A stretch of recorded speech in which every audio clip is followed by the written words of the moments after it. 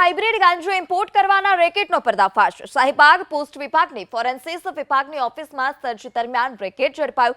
Crime બ્રાન્ચે 1.15 કરોડનું ગાંજો જપ્ત કર્યું। કસ્ટમ વિભાગ અને અમદાવાદ ક્રાઇમ બ્રાન્ચે થાઇલેન્ડ, અમેરિકા અને કેનેડાથી આવતા કુરિયરમાં રમકડા અને લંચ બોક્સની અંદર હાઇબ્રિડ ગાંજો હોવાની બાતમી મળી હતી। જે બાદ ક્રાઇમ બ્રાન્ચ અને કસ્ટમ વિભાગે જોઈન્ટ ઓપરેશન શરૂ કર્યું, જેમાં 1.15 કરોડનો ગાંજો જપ્ત કર્યો। પ્રથમ દ્રષ્ટિએ બોક્સની અંદર રમકડા, લંચ બોક્સ અને ચોકલેટ હતી, પરંતુ તેની અંદર ડ્રગ્સ એટલે કે સિન્થેટિક ગાંજો છુપાવવામાં આવ્યો હતો। કુલ 14 પાર્સલ મળી આવ્યા છે। પાર્સલ માટેના એડ્રેસ 5 અમદાવાદ, 3 સુરત, ગાંધીનગરના, વાપીના અને પાલનપુરના હતા।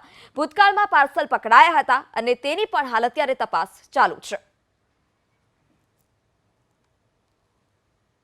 कुल 3 किलो 754 ग्राम हाइब्रिड गांजा પકડવામાં સફળતા મળી છે। આ વખતે પણ એવી માહિતી હતી કે વિભિન્ન દેશોથી આ હાઇબ્રિડ ગાંજા ગુજરાતમાં આવી રહ્યા છે। કસ્ટમમાં પણ માહિતી હતી કે કુછ એક પાર્સલ સંવેદનશીલ અને આ શંકાસ્પદ છે।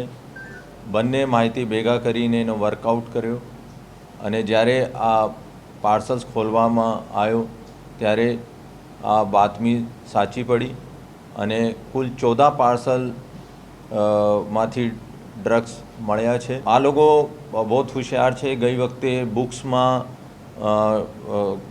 હોલ બનાવીને અને એમાં મોકલતા હતા। આ વખતે ટોયસ છે, લેડીઝ ગાર્મેન્ટ્સ છે અને એર પ્યુરિફાયર છે, એમાં કન્સીલ કરીને મોકલે છે। નહીં, આ લોકો આ વખતે ખૂબ સારી રીતે સપોર્ટ કરી રહ્યા છે અને હું કીધું છે કે કોઈની પણ સંડોવણી હશે એને અમે અટક કરવામાં